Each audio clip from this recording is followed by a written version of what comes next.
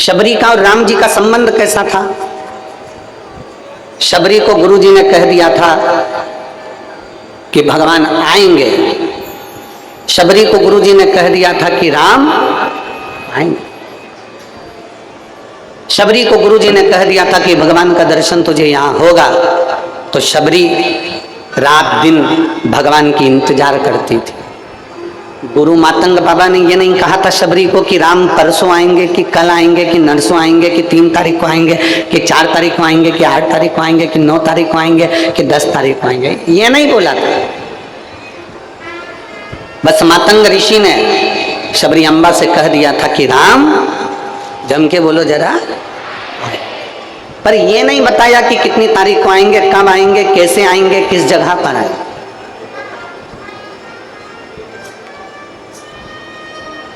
आप में से कई माताएं ऐसी बैठी हैं, आप में से कई भाई ऐसे बैठे हैं जिनको हकीकत में ये विश्वास ही नहीं हो रहा होगा कि अपने ओमकारेश्वर में कथा हो रही है, शिव महापुराण की कथा हो रही है,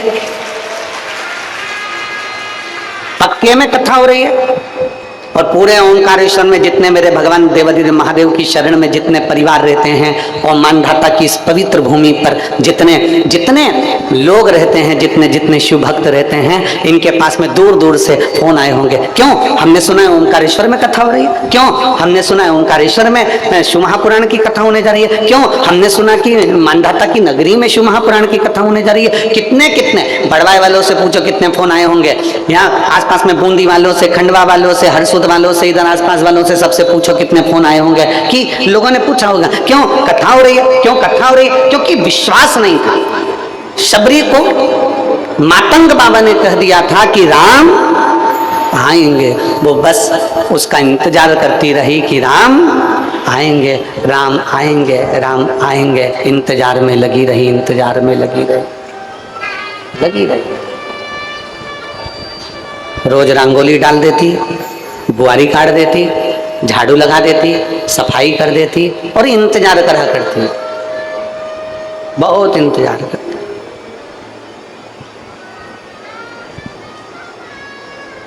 अब बताओ शबरी के दरवाजे पर राम आए कि नहीं आए? अरे बोलो तो जम के। आपके लिए ओमकारेश्वर बाबा ने शिव महापुराण बुलाई कि नहीं बुलाई? आपके लिए।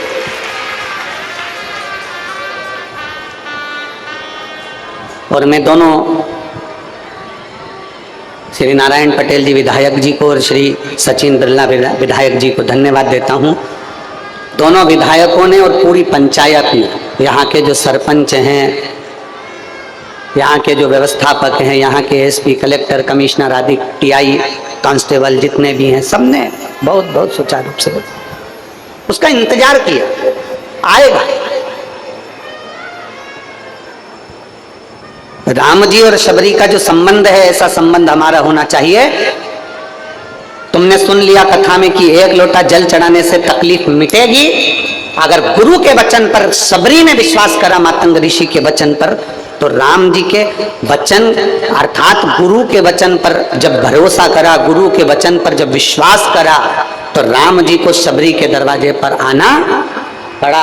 आपका विश्वास जिस दिन दृढ़ हो जाएगा, आपका भरोसा जिस दिन पक्का हो जाएगा और आपने सोच लिया कि मैंने गुरुजी के मुख से सुना है, एक बेलपत्री खाने से रोग निवारण होता है, एक बेलपत्र खाने से कैंसर जैसा रोग भी समाप्त हो जाता है, एक बेलपत्र खाने से किडनी, लीवर तक काम करना प्रारंभ कर देती है, 1 लोटा जल भगवान देवाधिदेव महादेव को चढ़ाकर आचमन करने से सारे रोग मिट जाते हैं। जब तुमने पक्का भरोसा कर लिया कि सफेद आंकड़े की जड़ कमर में बांधूंगी, मेरी संतान होगी, पशुपति व्रत करूंगी, मेरा काम हो जाएगा, मैं बाबा को बेलपत्री के पेड़ के नीचे ब्राह्मण के जोड़े को भोजन कराऊंगी, मेरी गोद भरा जाएगी, ये सब कुछ आपने विश्वास के साथ, भरोसे के साथ पक्का मान लिया, विश्वास पक्का कर लिया, तो मेरे ओंकारेश्वर बाबा को भी तुम्हारे वचन को पक्का करने के लिए आकर तुम्हारी गोदी भरना है।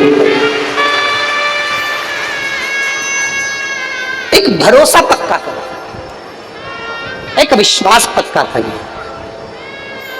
और तेरा ही दिया मैंने खाया पिया है, तेरा शुक्रिया, तेरा शुक्रिया, मुझे भोले बाबा बहुत दे दिया रे, तेरा शुक्रिया, तेरा शुक्रिया। ये जायदाद दी है, औलाद दी है, मुसीबत में हर वक्त इमदाद दी है, तेरा ही दिया मैंने खाया पिया रे, तेरा शुक्रिया, तेरा शुक्रिया, तेरा शुक्रिया, तेरा शुक्रिया। ये उसकी कृपा से मिला, ये उसकी दया से मिला, ये उसकी करुणा से मिला। संबंध रखना है ना आपको, तो वो संबंध रखो जो शबरी और राम का रहा है। संबंध रखना है आपको, तो वो संबंध रखो जो एक बेटी, एक बेटा और एक बाप का होता है। एक संबंध रखो, बिना संबंध के कुछ नहीं, कुछ नहीं।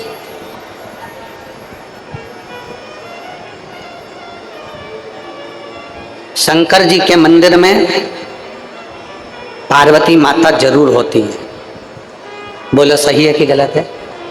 शिव जी के मंदिर में गणेश जी की मूर्ति रखी कि नहीं रखी, वो कोई नहीं देखेगा। शिव जी के मंदिर में सदानंद कार्तिकेय की मूर्ति रखी कि नहीं रखी, वो कोई नहीं देखेगा। पर शिव जी के मंदिर में नंदी है कि नहीं, वो कोई नहीं देखेगा। पर शिव जी के मंदिर में माता पार्वती है कि नहीं, वो जरूर देखे, जरूर।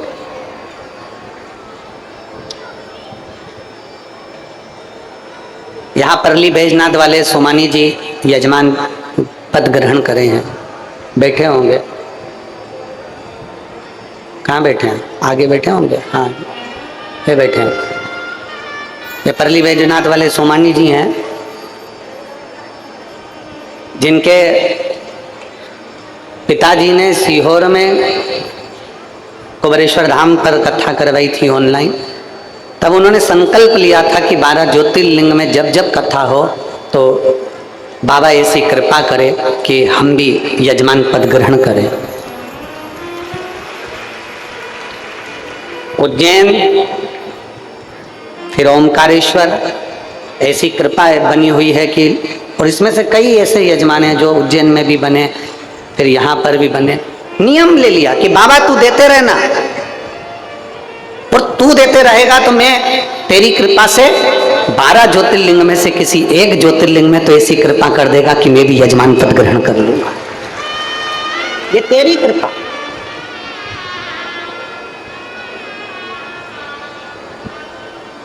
शिव मंदिर में गणेश जी हैं कि नहीं, पता नहीं। शिव मंदिर में कार्तिकेय हैं कि नहीं, पता नहीं। शिव मंदिर में नंदी है कि नहीं, पता नहीं। पर शिव मंदिर में माता पार्वती का होना जरूरी है। क्यों पार्वती का होना क्यों जरूरी है? एक बार भगवान देवादिदेव महादेव से माता पार्वती जी ने पूछ लिया था, नाथ आप जहां रहते हो तो मुझे रहना क्यों जरूरी है? आपके शिवालय में मेरा होना क्यों जरूरी है? माता पार्वती जी ने शिव जी से प्रश्न किया। भगवान देवादिदेव महादेव ने कहा था, सुनो पार्वती, संसार में जन्म लेने वाले ऐसे कई बच्चे हैं जिनकी माता नहीं है। संसार में जन्म लेने वाले ऐसे कई बच्चे हैं जिनके पिता नहीं है। संसार में जन्म लेने वाले ऐसे कई हैं जो एक अवस्था के अनुकूल धीरे धीरे धीरे धीरे जिनकी माता चली जाती है, पिता चले जाते हैं और वो अकेला अकेली वो रह जाता है।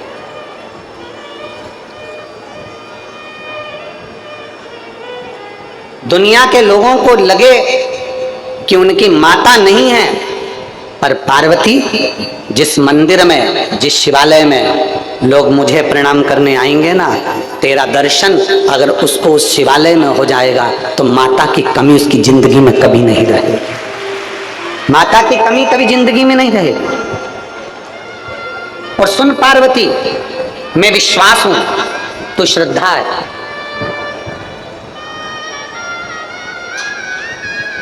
सुन पार्वती, मैं विश्वास हूं, तू श्रद्धा है।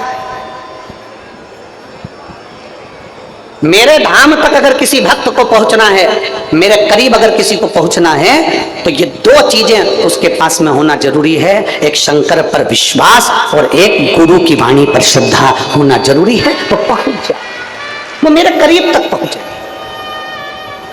अब जरा विचार करिए, जरा देखिए, अगर आप पंडाल की दशा देखेंगे, हम तो एलईडी पर भी बोलेंगे, आस्था चैनल वालों को बोलेंगे टीवी पर दिखाइएगा, पंडाल की स्थिति देखेंगे तो पूरे पंडालों में कहीं पांव रखने की जगह नहीं है। धूप में लोग खड़े हुए हैं, लोगों ने अपनी अपनी चादर, अपना अपना छाता धूप में लगाकर बैठे हुए हैं। और यही की यही स्थिति पूरे रोड पर, ओमकारेश्वर मोड़ टक्का के रोड पर गाड़ी से जाकर देखना, पूरे रोड पर पेड़ों के नीचे लोग अपनी अपनी दरी बिछाकर, चादर बिछाकर आराम से बैठकर कथा का रसपान ग्रहण कर रहे हैं। इतना ये विश्वास, ये श्रद्धा, ये भरोसा, ये भक्ति, ये दृढ़ता ही तो है जिसके बल पर आपको परमात्मा का दर्शन होता है और परमात्मा को अपना भक्त प्राप्त होता है। ये विश्वास की दृढ़ता, ये भरोसे की दृढ़ता। अगर विश्वास नहीं हो तो परमात्मा कहां है?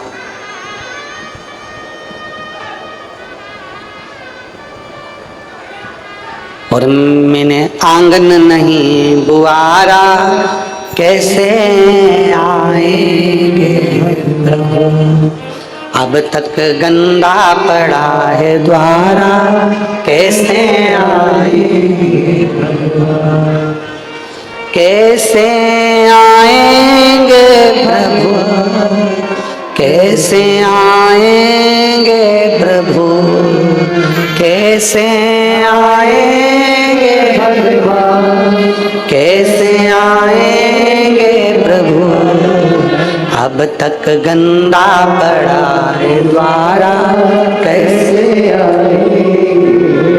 हमारे रोज घर की झाड़ू लगाते हो, रोज घर का पोछा लगाते हो, रोज घर को साफ करते हो, रोज घर को क्लीन करते हो, तो निवेदन है रोज 1 बजे या 2 बजे जो शिव महापुराण की कथा आपको सुनने को मिले उसको सुनो, जिससे ये दिल में भी पोछा लगता रहे, ये मन भी क्लीन होता रहे, ये मन भी साफ होता रहे। जरूरी है,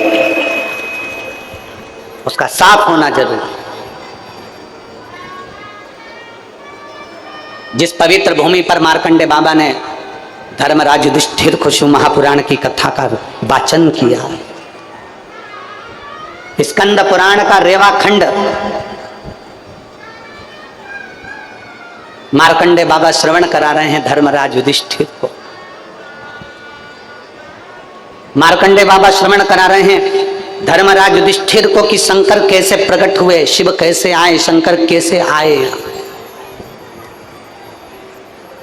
कैसे पहुंचे हैं।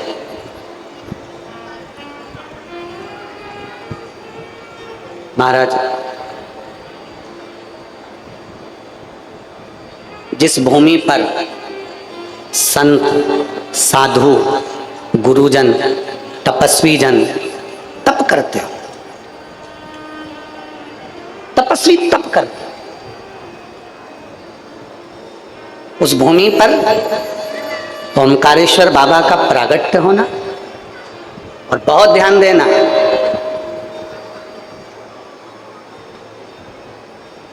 इस पवित्र भूमि पर सबसे पहले शंकर जी प्रकट हुए, उससे पहले जो पीछे तुमको ओम दिख रहा है, बोलो जम के बोलो, दिख रहा है, इस भूमि पर मेरे देवाधिदेव महादेव का शिवलिंग प्रकट हुआ, उससे पहले मेरे देवाधिदेव महादेव ने डमरू का नाद कर कर सबसे पहले ओम को प्रकट करा था, ओम अक्षर को प्रकट करा। किसके लिए? ऐसी क्या जरूरत पड़ गई मेरे देवाधिदेव महादेव को कि 12 ज्योतिर्लिंग में कहीं पर शंकर भगवान वाणी नहीं बोले? 12 ज्योतिर्लिंग में कहीं शंकर भगवान ने अपने शब्द नहीं दिए, 12 ज्योतिर्लिंग में कहीं शंकर भगवान ने अपने शब्द का घोष नहीं करा, 12 ज्योतिर्लिंग में शंकर भगवान ने कहीं ओम अक्षर नहीं दिया, 12 ज्योतिर्लिंग में कहीं शंकर भगवान ने ओम का नाद नहीं करा। केवल 12 ज्योतिर्लिंग में से एक ज्योतिर्लिंग ओमकारेश्वर ऐसा है जहां शंकर भगवान ने ओम का नाद किया।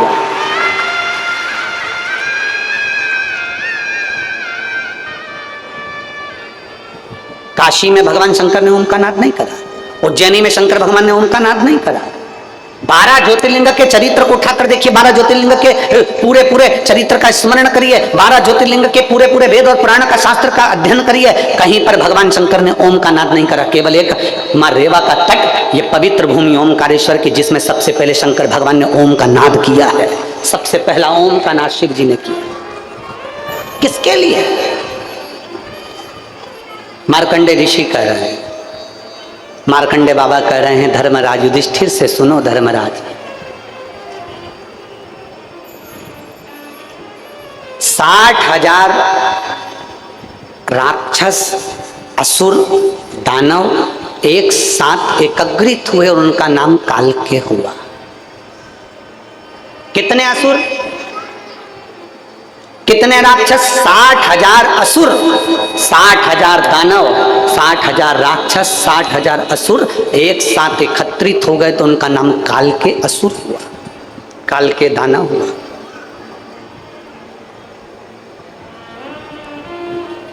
अगस्त ऋषि भगवान शंकर की भक्ति में लगे रहते थे। अगस्त बाबा तो अगस्त बाबा, शिव की उपासना उनकी निरंतर चलती थी।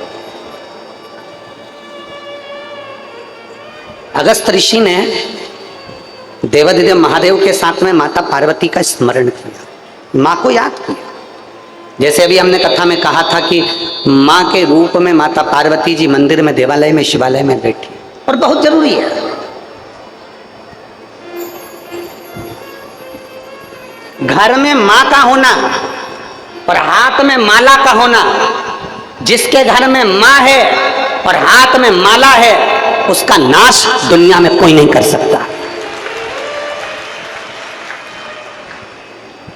जो अपनी मां का आदर करता है और हाथ में पड़ी हुई माला का आदर करता है, जो मां का आदर करता है और गले में पड़ी हुई कंठी, गली में पड़ी हुई माला का आदर करता है, मालूम पड़े तुलसी की माला गले में पहन ली, रुद्राक्ष की माला गले में पहन ली और दुनिया की निंदा कर रहे हो, कोई मतलब नहीं। तुम्हारी कंठी पहनने से तुम्हें कोई मतलब नहीं। कंठी का मतलब क्या होता है? तुलसी की कंठी पहनते उसका मतलब क्या है? रुद्राक्ष की कंठी पहनते उसका मतलब क्या है? तुलसी की कंठी तुमने गले में धारण कर ली और कह दिया हमने गुरुजी से मंत्र लिया था इसलिए तुलसी की कंठी पहनी है, हमने मंत्र लिया था इसलिए रुद्राक्ष की कंठी पहनी है। कंठी का मतलब क्या होता है? कंठी का मतलब यह है कि हमारे कंठ से, हमारी वाणी से, हमारे शब्द से कभी भी किसी का आहित ना हो, किसी को गाली ना दी जाए, किसी का अपमान ना किया जाए, किसी को शब्द ऐसा ना कहा जाए जिससे किसी को कुछ मन में घात लगे। कंठी का मतलब है अपने कंठ को सुधार लो।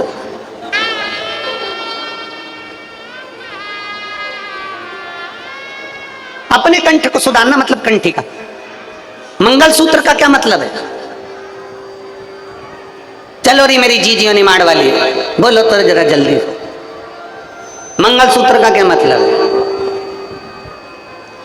गले में जो मंगलसूत्र पहना रहता है उसमें काले मोती, लाल मोती और बीच बीच में सोने के मोती पड़े रहते हैं।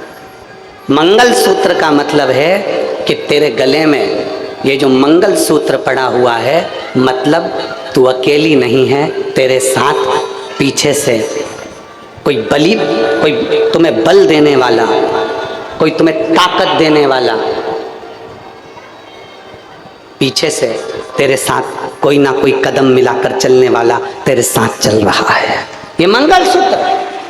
और मंगलसूत्र में जो काले धागे हैं, सोने के दाने हैं, काले दाने, सोने के दाने, फिर काले दाने, फिर सोने के दाने, लाल दाने, फिर सोने के दाने, ये हमें बताते हैं कि हमारे मंगलसूत्र को देखकर अगर एक जैसे काले काले के दाने मंगलसूत्र में नहीं होते, एक जैसे सोने सोने के दाने मंगलसूत्र में नहीं होते, उसमें काला और पीला, काला पीला, लाल पीला उस मंगलसूत्र में दाने होते हैं। वो ये बताता है शादी के समय पर जब दूल्हा दुल्हन के गले में मंगलसूत्र पहनाता है तो मतलब मंगलसूत्र का मतलब वो दूल्हा दुल्हन के गले में इसलिए पहना रहा है कि तू मुझसे शादी कर रही है, इस मंगलसूत्र को देख लेना, इसमें आधे दाने काले हैं, आधे दाने पीले हैं। अर्थात जिंदगी एक जैसी नहीं चलती, कभी काली जिंदगी रहेगी, कभी पीली जिंदगी रहेगी, कभी सुख की जिंदगी रहेगी, कभी दुख की जिंदगी रहेगी। मैंने तेरे गले में मंगलसूत्र पहनाया है, मैंने तेरे गले में मंगलसूत्र धारण कराया है, इसलिए तू अंदाजा लगा कर रखना कि मंगलसूत्र का एक एक दाना एक जैसा नहीं होता। मंगलसूत्र में भी काले और पीले दाने होते हैं, सोने के और काले दाने होते हैं, लाल और काले दाने होते हैं। उसी तरह अपनी जिंदगी में भी अच्छे दिन और बुरे दिन आते रहते हैं, घबराना नहीं।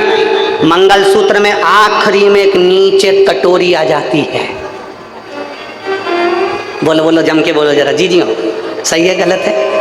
पर एक निवेदन आप सबसे करेंगे, हम पहले भी व्यासपीठ से करते हैं, आज भी कर रहे हैं। सोने की कोई चेन, कोई मंगलसूत्र, कोई अंगूठी, कोई महंगा पर्स, कोई पैसा लेकर आप कथा के पंडाल में बिल्कुल मत आओ। आप तो मेरे बाबा के होकर आओ, मेरे शंकर को लेकर जाना है। इसलिए जब हीरा रूपी डायमंड, जब शिव पुराण रूपी मिल रहा है, तो तुम्हारे कीमती सामान को अपने अपने घर में छोड़कर आया करो, मत दे, बिल्कुल मत आओ, उसको लेकर नहीं आओ।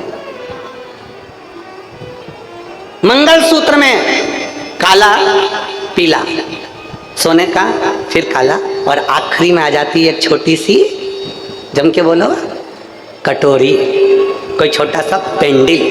अर्थात पति अपनी पत्नी के गले में मंगलसूत्र पहनाते समय कहता है ये सुख और दुख की जिंदगी चलती रहेगी, पर हिम्मत मत हारना, आखिरी में मंगलसूत्र में कटोरी आती है। उसी तरह एक दिन अच्छे दिन बाबा जरूर देता है, निश्चित है। बोल बम का नारा है, सारी समस्या का हल आएगा। दिन अच्छे भी आएंगे, बुरे भी आएंगे। तो भगवान शंकर की कथा कर रही है, घर में माँ का सम्मान मत भूलो, अर्थात माँ का आदर करो और हाथ में पड़ी हुई माला का आदर करो। गले में पड़ी हुई कंठी से अपने कंठ की शोभा बढ़ाओ। केवल कंठी पहन कर नहीं रहना, बल्कि अपने कंठ से कभी अपशब्द नहीं कहना, कभी अपशब्द।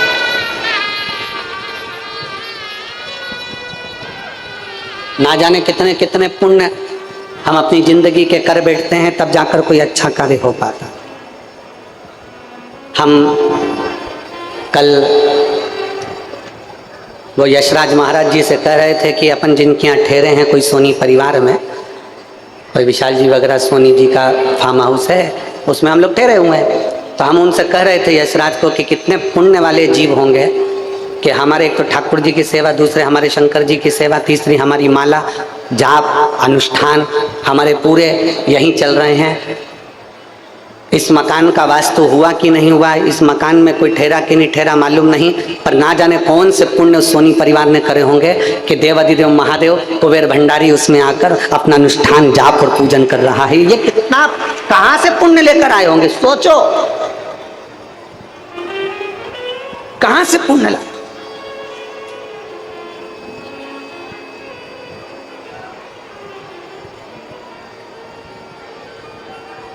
और पतंग उड़े आकाश माने, डोर थारा हाथ मां। पतंग उड़े आकाश माने, डोर थारा हाथ मां। ओ बाबा मारी पतंग ऊंची राख दे, भोले बाबा मारी पतंग ऊंची राख दे। शंभु बाबा थारा चरण कमल माराख दे, भोले बाबा थारा चरण कमल में। अपनी कंठ में जो कंठी पड़ी है उसकी शोभा है। माँ और माला दोनों की इज्जत करना चालू कर दिया। घर में माँ का होना जरूरी है और हाथ में, जम के बोलो जरा, माला का होना जरूरी है। घर में माँ रहती है तो तुम्हारा बाल माँ का नहीं होने देती है, और हाथ में माला होती है तो वो डूबने नहीं दे सकती, वो डूबने नहीं देगा। पर आजकल एक नया जमाना आ गया, माला की जगह लोग बागू कंजन कहाँ से कंजन कौन बटन वाला सिस्टम लिया है। एक इतनी बड़ी घड़ी जैसा होता है, वो हाथ में लगा रहता है ना, यूं यूं दबाते रहे। देखी कि नहीं देखी तुम लोगों ने? अरे बोलो तो सही, देखिए इतनी बड़ी रहती है ना, उंगली में वो पहन लो, नहीं बस ऐसे ऐसे दबाता। हमने पूछा एक दो जीजियों से, हमने एक दो जीजियों से पूछा, क्यों रही है इंदौर वाली जीजी, ए कमला, कहे हाँ गुरु जी। तो हमने कही कही है, तो क्या कल गुरु जी वो माला है। हमने कहा माला तो दिखी नहीं रही है 108 मन का, कि कहीं दिखी नहीं। अरे गुरु जी आजकल का फैशन यही है, तो हम तो यूं यूं दवाई ले उसके। हमने भी कहा ठीक है, माला फेरते थे तो बीच में सुमेरु आता था, और सुमेरु आता था तो वहां से माला को पलट लेते थे। तो भगवान भी एक माला जैसे पलटाती थी, भगवान हमारी ग्रह दशा को पलट देता था। भगवान भी हमारी ग्रह दशा को पलट देता था। अब तुम्हारे पास में दबाने के लिए यूं यूं दबाओ तो भगवान भी तुम्हारा गला दमिच ले। अब उससे कौन सा तुम्हें पुण्य मिल रहा है? रुद्राक्ष की माला जपते थे तो हमारी इंद्रियां उसके अनुकूल रहती थी। तुलसी की माला जपते थे तो भगवान हमारी इंद्रियों को संयमित रखता था। वो बटन दबाने से कौन सी संयमता रही ना। इतना भी फैशन मत लाओ जिसमें परमात्मा पीछे हट जाए और तुम्हारा फैशन आगे बढ़ जाए। हर हर, इतना भी फैशन नहीं चाहिए, बन सके। और मेरा तो, हम लोग तो हमेशा शिव महापुराण के माध्यम से एक निवेदन करते आए हैं, और आज आप लोगों से भी कर रहे हैं, हाथ में माला भले ना हो, हाथ में भले माला मत रखो, पर शिव महापुराण कथा कहती है अपने दिल से महादेव को दूर मत रखो, अपने करीब में शिव को। फिर कहेंगे कोई लेट बनता है, कोई जल्दी बनता है, शिव को जल चढ़ाने वाला एक दिन सेठ है। थोड़ा समय लग सकता, थोड़ा समय लग सकता।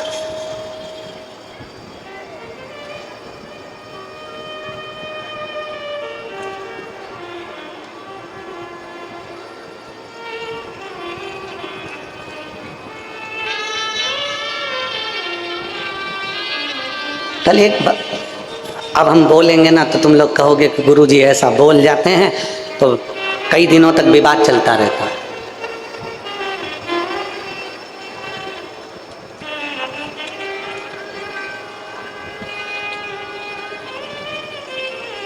मन तो करता है कि नहीं बोलें, पर जवाब तो देना ही पड़ता है ना। कल एक पत्र कक्ष में किसी ने भेजा, आप चाहोगे तो हम वो कक्ष का पत्र तुमको दिखा भी देंगे। उन्होंने लिखा,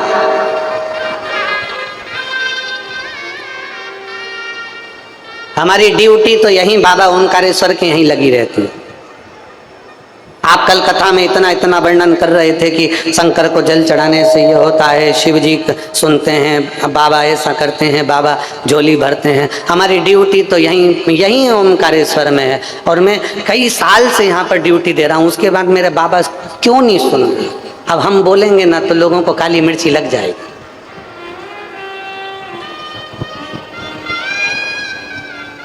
ईमानदारी से बोले ना, अभी तक तुम जो ड्यूटी कर रहे हो ना, वो सरकार की कर रहे हो। जिस दिन मेरे ओंकारेश्वर बाबा की कर लेते ना, उस दिन तो झोली भर कर ही लेकर जा। अपने कमाने का उद्देश्य छोड़कर जिस दिन शंकर को अपना बनाने का प्रयास करोगे, उस दिन मेरा महादेव तनख्वाह देना प्रारंभ करेगा। उस दिन वो देगा, और वो तनख्वाह देता है तो खाली नहीं रहती है। दुनिया की तनख्वाह में और मेरे महादेव की तनख्वाह में बहुत अंतर है। वो एक लाइन हम लोग गुनगुनाते हैं, मेरे बाबा तेरी नौकरी सबसे बढ़िया है, सबसे तेरे दरवाजे की चाकरी सबसे बढ़िया, जब से तेरा गुलाम हो गया, तब से मेरा भी ना हो गया। एक माँ ने लिखा, मेरे बच्चे की किडनी और लीवर दोनों बेकार हो गया। पत्र देखिए।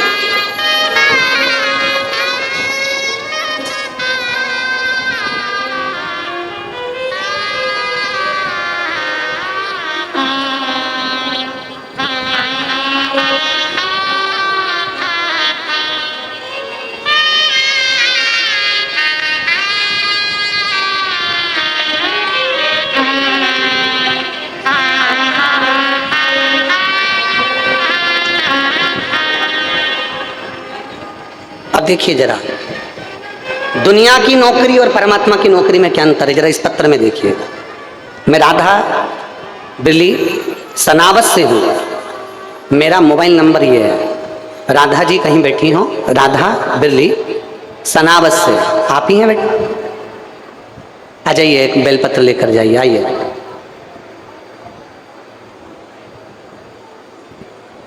मैं राधा बिरली सनावत से हूँ, राधा बिरला सनावत से हूँ, मेरा मोबाइल नंबर ये है। गुरुजी, मैं रुद्राक्ष के जल का और शंकर के श्री शिवाय नमस्तुभ्यम मंत्र का वर्णन करना चाहती हूँ। मेरी बहन 8 जून 2023 को अचानक बीमार हो गई। डॉक्टर को दिखाया तो उन्होंने कहा कि इसकी लीवर और किडनी दोनों पूर्ण तरह से खराब हो गई है। किडनी भी काम नहीं कर रही और लीवर भी काम नहीं कर रहा। ये मात्र आधे घंटे का समय इसके पास में है। आप पत्र को पढ़ेंगे तो उसमें लिखा, केवल आधे घंटे का समय इसके पास में। इसका लीवर भी खराब हो चुका है, किडनी भी खराब हो चुकी है। पूरा घबरा गए, अचानक उसकी बात सुनकर बहुत टेंशन में आ गए। उसको वेंटिलेटर पर डाल दिया गया।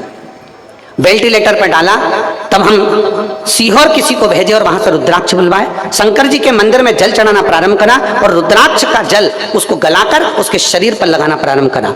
डॉक्टर के हिसाब से मात्र आधा घंटा जीवित रहेगी, ये कह दिया गया था। फिर जब हमने शरीर पर उसके रुद्राक्ष का जल मला, श्री शिवाय नमस्तुभ्यम कहकर शंकर को जल चढ़ाकर उसके मुख पर डालना प्रारंभ करा, उसके होठों पर लगाना प्रारंभ करा। बाबा की ऐसी कृपा हुई कि आज मेरी बहन ठीक हो गई और उसका लीवर और किडनी काम करना प्रारंभ कर। अब जब से तेरा भूला हो गया, तब से मेरा भी नाम हो गया। जब से तेरा गुलाम हो गया, तब से मेरा भी नाम हो गया। वरना औकात क्या थी मेरी, वरना औकात क्या थी मेरी। सबसे बढ़िया सबसे मेरे बाबा तेरी नौकरी सबसे बढ़िया सबसे। कोई कहे कि हम वहां नौकरी कर रहे हैं, हम वहां सर्विस कर रहे हैं, हम वहां ड्यूटी कर रहे हैं, फिर बाबा हमारी क्यों नहीं सुनता? उसका कारण है, तुमने ड्यूटी करी होगी वो अपनी जगह पर, किसी से तेज बोल दिए होगे अपनी जगह पर, किसी कोई काम तुम्हारे हाथों से कुछ ऐसा वैसा भी हो गया होगा अपनी जगह पर है। जिस दिन तुम मेरे बाबा की ड्यूटी करते हैं ना, उस दिन तुम्हारे मुख से अपशब्द भी नहीं निकलता और एक काम तुम्हारे हाथ से गलत नहीं होता। मेरा बाबा उसको संभाल लेता, संभालता। पाप किससे नहीं होता? संसार में कोई संत, कोई साधु, कोई गुरु, कोई महात्मा, कोई व्यक्ति, कोई बेटा, कोई बेटी, कोई जवान, कोई बुढ़ा एक बार आकर कह दे कि हमने पाप नहीं किया। एक कोई आकर कह दे कि हमने पाप नहीं किया। पाप किससे नहीं होता? 4 स्थान पर हर व्यक्ति से पाप होता है। झाड़ू लगाते समय छोटे छोटे जीव मर जाते हैं, पाप हो गया। अग्नि जलाते समय पतंगे जल जाते हैं, पाप हो गया। स्नान करते समय, कपड़े धोते समय छोटे छोटे जीव मर जाते हैं, उसका पाप हो गया। चलकर जाते हैं, पांव के नीचे छोटे जीव मर जाते हैं, पाप हो गया। पाप किससे नहीं होता? कोई कितना भी दूध का धुला हुआ कहते हमने पाप नहीं करा। संसार में जन्म लिया है, मृत्यु लोक में आए हो तो पाप तो तुम्हारे हाथों से होगा ही होगा, चाहे कुछ भी कर लो, पाप तो होना है। पर शिव महापुराण की कथा कहती है, अनजाने में अगर पाप होता है तो महादेव उसको माफ करता चले जाता है, पर जानबूझकर पाप करोगे तो महादेव भी माफ नहीं कर सकता।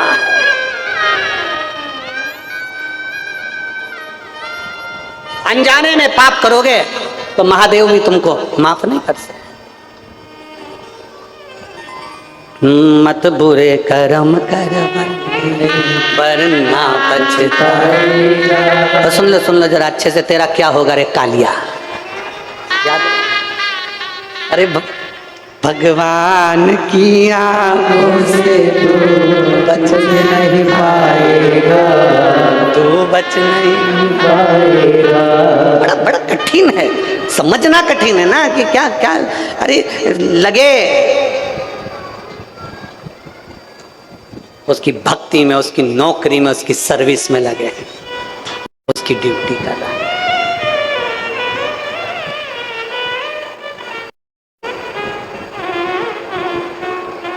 कभी कभी एक आप लोगों ने शिव महापुराण की कहीं वीडियो अगर आपके पास में आई होगी तो आपने देखा होगा। एक उज्जैन की कथा में एक बूढ़ी माँ आई थी, उसका वीडियो बहुत वायरल हुआ था, आप लोगों ने देखा भी होगा। उसके साथ में एक शंकर का शिवलिंग था, नर्मदेश्वर। वो जो खाती थी ना अपने महादेव को खिलाती थी। अगर आप लोगों ने वीडियो देखा होगा तो उसमें बूढ़ी माँ का देखा होगा, त्रिपुंड लगाई हुई थी और जमीन पर बैठी है, पत्तल में भोजन रखा, पहले महादेव को खिला रही है फिर रख।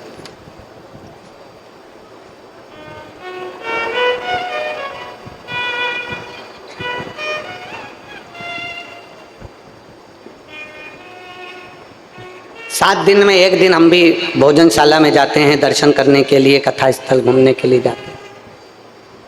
बूढ़ी माँ मिली दूसरे दिन, तो हम हमारे पास में एक दिन पहले वीडियो आया तो हमने उससे पूछा, माँ कहाँ से आई हो? कहा महाराष्ट्र की रहने वाली। हमने कहा ठीक। माँ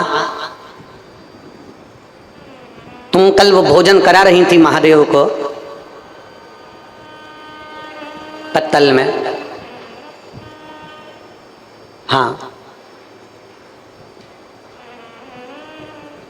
कहां से भोजन लाई थी? कहा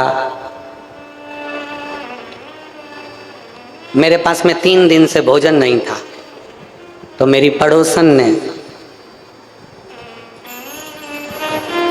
उसके पास में जो भोजन रखा हुआ था वो मुझे दे दिया।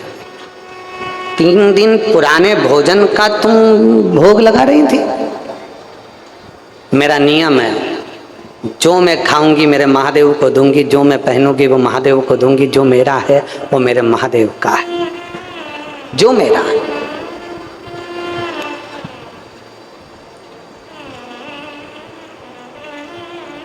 जो मेरा है वो मेरे महादेव का। हमने कहा माँ तुम महादेव को लेकर चलती हो तो महादेव के खाने का सामग्री साथ में लेकर नहीं चलती? कल लेकर तो आई थी पर बेग कोई चुरा कर ले गया। आप महादेव को इतना देती हो, महादेव ने आपको कुछ दिया है कि नहीं दिया? अब पूछने में तो आनंद की बात है, अगर कोई सत्संग मिल जाए तो थोड़ा समय अच्छा सा आनंद में हो जाता है। महादेव ने आपको कुछ दिया है? वो माँ कहती है मेरा एक बेटा तो डॉक्टर है और एक बेटा कलेक्टर की गाड़ी चलाता है, दोनों ही अच्छी पोस्ट पर हैं और बाबा की कृपा दृष्टि है, मेरे घर में कोई कमी नहीं है। ये मेरे महादेव ने दिया है। मैं अनपढ़ हूं, मैं पढ़ी लिखी नहीं हूं, पर मेरे बच्चों ने विद्याध्ययन किया, मेरे बच्चों ने कर्म किया और मेरे बच्चे अच्छी जगह पहुंच गए। ये उसकी कृपा है जिसकी मैं आराधना करते आ रही हूं, जिसकी मैं चाकरी करते आ रही हूं। बहुत समझने वाला विषय है। तुम्हारे घर में संपदा ज्यादा हो, धन वैभव ज्यादा हो, सत्ता ज्यादा हो, चाहे तुम्हारी कुर्सी पद प्रतिष्ठा कितनी भी बड़ी हो, चाहे तुम अच्छी अच्छे अहदे पर बैठे हो, चाहे तुम मिनिस्टर, चाहे तुम कलेक्टर, चाहे तुम जो पद पर विराजमान हो, चाहे तुम्हारे पास में जो पद जो प्रतिष्ठा है, पर सबसे बड़ी प्रतिष्ठा और पद जब होता है जब तुम्हारी खुद की औलाद तुम्हारे कहने पर चले, तो समझ लेना कि तुम्हारा पद बड़ा है। दूसरे पर रुआब झाड़ना सरल है, अपनी औलाद को सतमार्ग बताना कठिन है।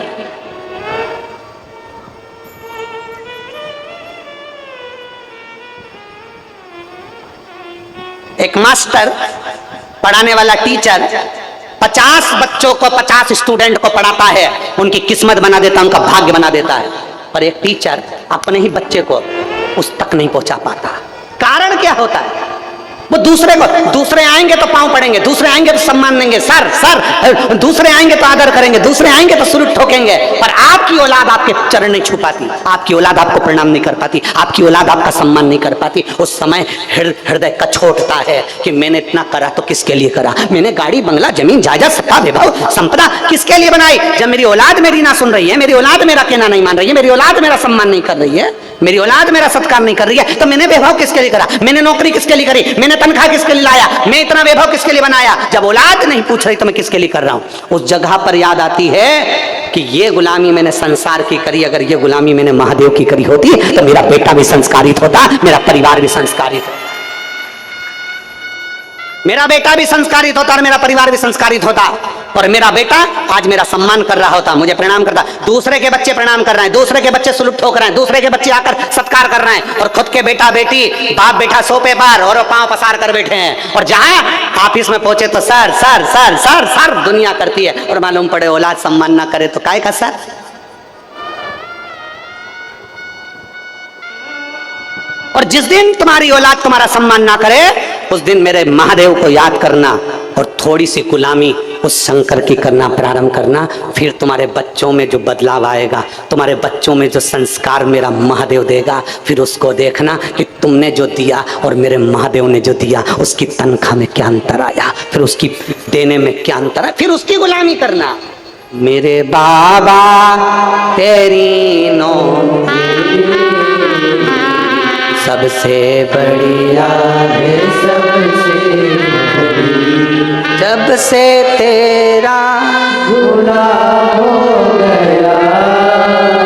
तुम ना गाओ, ये जितने शुभ भक्त आए सब गाएंगे, आप भी तो गुलाम हो बाबा के, प्रेम से बोलो। जब से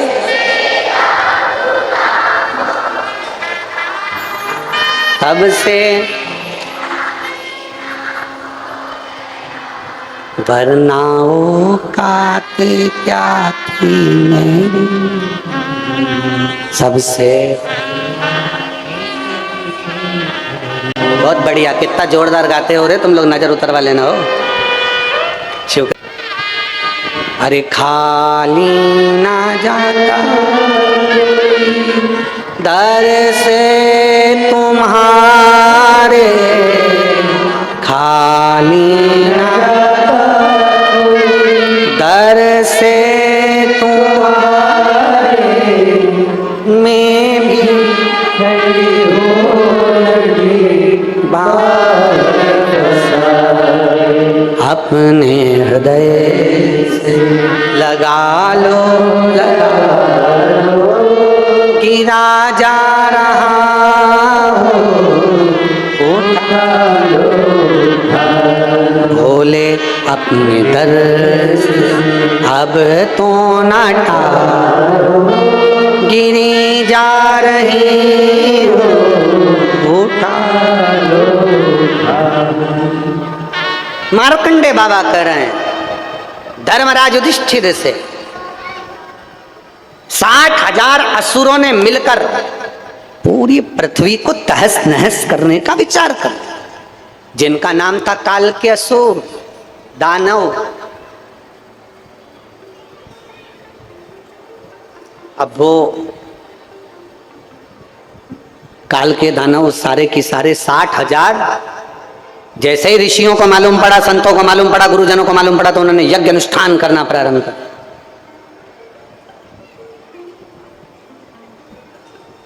और जो यज्ञ अनुष्ठान करना प्रारंभ किया उस यज्ञ अनुष्ठान का इतना फल हुआ कि कालके को लगा, वो 60,000 असुरों को लगा कि ये हमारे ऊपर आक्रमण है, कुछ भी करो यज्ञ अनुष्ठान बंद करवा दीजिए। और यज्ञ अनुष्ठान बंद कर दिए, सारे कालकेयों ने फिर आक्रमण कर लिया, अपना सत्ता इकट्ठी कर ली, इकट्ठी करी।